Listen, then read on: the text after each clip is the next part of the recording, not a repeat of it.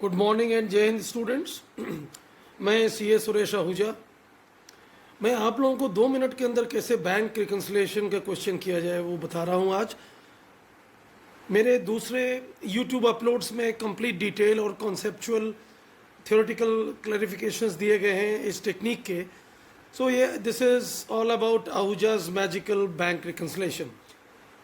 पहले तो मैं इसमें बता दूं कि हम लोग इसमें बैंक रिकन्सिलिएशन स्टेटमेंट नहीं, बैंक रिकन्सिलिएशन अकाउंट बनाते हैं। So let's start immediately with a question. Question screen पे आपके सामने है और इस क्वेश्चन के अंदर तमाम वो सारे इश्यूज दिए गए हैं, लेकिन मैंने इसमें 4 ऑप्शंस दिए हैं। आपको मैं ये दिखा रहा हूँ कि चाहे आपका ओपनिंग बैलेंस ऑप्शन जो है, चाहे वो कैश बुक यानी कि ओन बुक्स ऑफ अकाउंट से डेबिट बैलेंस हो या क्रेडिट हो, या आपके पासबुक से बैलेंस दिया हुआ हो, डेबिट दिया हो या क्रेडिट दिया हो, इन चारों ही केसेस में जो इन सब एंट्रीज का ट्रीटमेंट है, it is exactly the same, there is no difference. I am just going to prove it. मैं आप लोगों को ये समझाने जा रहा हूं कि इन चारों स्थितियों में कोई भी बैलेंस, ओपनिंग बैलेंस दिया हुआ हो जहां से स्टार्ट करना है, तो इन सारी एंट्रीज जो रिकन्सिलिएशन आइटम्स है उनका एग्जैक्ट ट्रीटमेंट हर बार वही होगा। ये जादू है, आप इसको देखिए, that's why it is being called magical. अब मैं सिचुएशन इत्तेफाक से मैंने ऐसा किया है कि ये जो सिचुएशन 1 और 3 है, ये इस क्वेश्चन में अगर ये इस बैलेंस, इन रिकन्सिलिएशंस को लेके इस बैलेंस से स्टार्ट करेंगे, क्लोजिंग बैलेंस ये आएगा एज पर पासबुक। तो मैंने एक सिचुएशन क्रिएट की है जिसमें इन दोनों को एक्सप्लेन किया है एक साथ। So here it is case 1, जहां मैंने कैश बुक का बैलेंस लेके यहाँ चला हूँ और ऊपर लिख दिया है सी बैलेंस में। और आप देख रहे होंगे कि ये बैंक पासबुक से ये बैलेंस है, बैंक पासबुक में डेबिट बैलेंस आ रहा है, इसी केस में 12,000। तो वो 12,000 ये पी।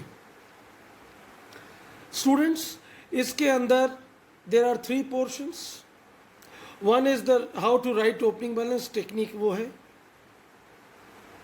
दूसरा, ये बीच के जितने आपके स्टेटमेंट के अंदर रिकन्सिलिएशन आइटम्स हैं उनको क्या कैसे हैंडल करना है, that is second stage. And third stage में how to arrive at the reconciliation balance. अगर आप शुरू किए हैं कैश बुक से तो वो पासबुक का बैलेंस क्लोजिंग आएगा, और अगर आप पासबुक बैलेंस से शुरू किए हैं तो अंत में जो आएगा क्लोजिंग बैलेंस आएगा वो कैश बुक से। अब आप ये देख लीजिए कि तीनों टेक्निक में पहली टेक्निक जो आपको याद रखनी है कि ओपनिंग बैलेंस, ये एक बैंक रिकन्सिलिएशन अकाउंट है जो कि कैश बुक या पासबुक से दोनों से एक ही जैसा बनेगा। इसमें लेफ्ट साइड डेबिट कहलाएगा, राइट साइड क्रेडिट कहलाएगा। आप अगर कैश बुक का बैलेंस लेके चल रहे हैं तो आपके कैश बुक में जैसे बैलेंस लिखा जाता है आप वैसे ही बैलेंस लिखेंगे। कैश बुक में अगर फेवरेबल बैलेंस आपका है, बैंक में आपका पैसा जमा है, तो आपकी कैश बुक या आपका ओन अकाउंट्स डेबिट बैलेंस दिखाता है बैंक अकाउंट में, आप डेबिट दिखाएंगे, लिख देंगे सी। और अगर आप पासबुक का लेके चल रहे हैं तो आप एक बैंक के अकाउंटेंट के शूज़ में स्टेप इन कर जाइए, और बैंक जो है वो जिस ढंग से दिखाता है बैलेंस उस ढंग से दिखाइए। अभी मैं ये थोड़ी देर बाद आऊँगा इस बैंक वाले पे, पासबुक पे। पहले हम कैश बुक से स्टार्ट करते हैं। जो हमारा क्वेश्चन था ये 18,000 हमारा डेबिट बैलेंस था एज पर कैश बुक। हमने अब इन सारी आइटम्स को डील किया है, cheques issued but not presented, cheques deposited but yet not credited, वगैरह वगैरह। तो ये सारे आइटम्स को मैंने 4 कैटेगरीज में बांटा है। पहला वो कैटेगरी है कि वो सारी एंट्रीज जो पासबुक में की गई हैं, कैश बुक में नहीं की गई हैं, उनको कर डालिए। इसमें से हम अगर खोजें तो देखते हैं तीसरा number item, bank charges levied by bank yet not entered in. ये दोनों एंट्रीज हमने इनिशिएट की हैं, ये एंट्री बैंक ने क्रिएट की है। तो बैंक ने ये एंट्री क्रिएट की है तो उसको हम एंट्री अपने यहाँ कर डालें। ये चौथी एंट्री भी बैंक ने की है, उसको भी कर डालें। और चेक 1000 एंटर्ड, ये हमने अपने यहाँ गलती की है। Cheque of ABC trust wrongly debited, ये बैंक ने किया है। तो हम इनमें वो सारी एंट्रीज जो बैंक ने कर रखी हैं उनको अपने यहाँ कर लेते हैं। डू, तो पहली वो है debit every entry credited by bank which is not in your books. आपकी बुक्स में वो सारी एंट्रीज जो बैंक ने तो कर ली हैं, आपने नहीं की हैं, कर डाली हैं। बैंक ने गलत किए हैं कि सही किए हैं उससे कोई मतलब नहीं। तो इसमें आप देखेंगे वो सारी एंट्रीज आएंगी कि चेक या cash directly deposited in the bank by third party, bank ने क्रेडिट किया होगा, आपने अभी नहीं किया, कर डालिए। इसी तरीके से कि नेक्स्ट आइटम आता है credit side overcasted bye bank, bank ने क्रेडिट ओवरकास्ट करके आपको एक्स्ट्रा क्रेडिट दे दिया है, आप भी बैंक को डेबिट कर दीजिए। Debit side undercasted by bank, bank ने आपको डेबिट कम कर रखा है, मतलब क्रेडिट ज़्यादा दिया है, आप भी कर डालिए डेबिट। लिहाजा इस तरफ आप वो सारी एंट्रीज कर रहे हैं जो बैंक ने आपको क्रेडिट की हैं, आपने बैंक अकाउंट में अपने डेबिट नहीं की है। और इधर आप वो एंट्रीज कर रहे हैं जो बैंक ने आपको डेबिट की हैं मगर आपने क्रेडिट नहीं की हैं।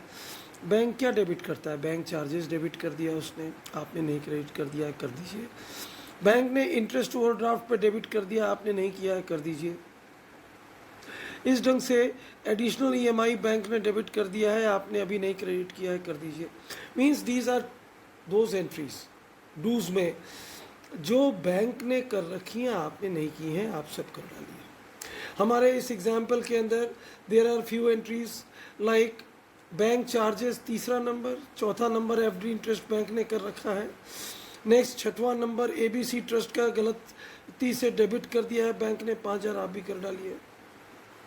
उसी तरीके से एक एडिशनल EMI बैंक ने कार लोन का डेबिट कर रखा है, आप क्रेडिट कर डालिए। ये TDS जो है बैंक ने कर रखा है, आपने नहीं किया, कर डालिए।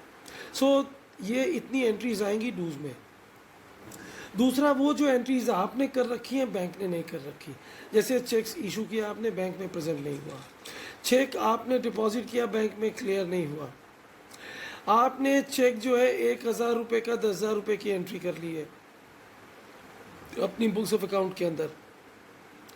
Credit balance of own books overcasted, आपने ओवर कास्टिंग कर ली है। लिहाजा ये कुछ एंट्रीज हैं जो आपने कर रखी हैं, बैंक ने नहीं की हैं, आप इनको अंडू कर दीजिए, रिवर्स कर दीजिए। Reverse, so debit every entry earlier credited in cash book which remains unresponded by bank. आप इसको जो एंट्रीज आपने कर रखी हैं, चेक इशू किया, बैंक में प्रेजेंट नहीं हुआ, चेक बैंक में डिपॉजिट किया, अभी क्लियर नहीं हुआ, वगैरह वगैरह, जो आपने गलतियां कर रखी हैं उनको अंडू कर दीजिए, रिवर्स कर दीजिए। सो जो आपने पहले क्रेडिट कर रखा था उसको डेबिट कर दीजिए, जो पहले डेबिट कर रखा था उसको क्रेडिट कर दीजिए। अब आप देखेंगे कि आपका ये पूरा रिकन्सिलेशन तैयार हो गया। ओपनिंग बैलेंस कैश बुक का था इसलिए C लिखा है यहाँ, और डेबिट था तो कैश बुक में डेबिट बैलेंस ये 18,000 लिखा। अब आपने इसका टोटल कर डाला। टोटल करने के बाद आपका इधर का टोटल आता है डेबिट साइड में 60,000 रुपीज़, क्रेडिट में आता है 72,000। तो ये क्रेडिट बैलेंस है आपका, बिकॉज डेबिट कम है, क्रेडिट ज़्यादा है, मगर ये क्रेडिट आपकी अपनी बुक से ज़्यादा है। मीन्स ये C से ज़्यादा है क्रेडिट। तो अब आपको P से निकालना है, तो क्रेडिट के बजाय, बैलेंस के बजाय अब वो डेबिट बैलेंस हो जाएगा, और वो हो जाएगा P। पासबुक के हिसाब से ये 12,000 का डेबिट बैलेंस आ गया। मुझे लग रहा है आप लोग क्लियर हो गया। दो टेक्निक लगानी है, एक तो यहाँ डेबिट या क्रेडिट बैलेंस जो है, अगर ओन बुक से है तो आप नॉर्मल जैसे बैंक अकाउंट में बैलेंस लिखते हैं। ओवरड्राफ्ट आपने लिया है तो क्रेडिट बैलेंस दिखाते हैं अनफेवरेबल।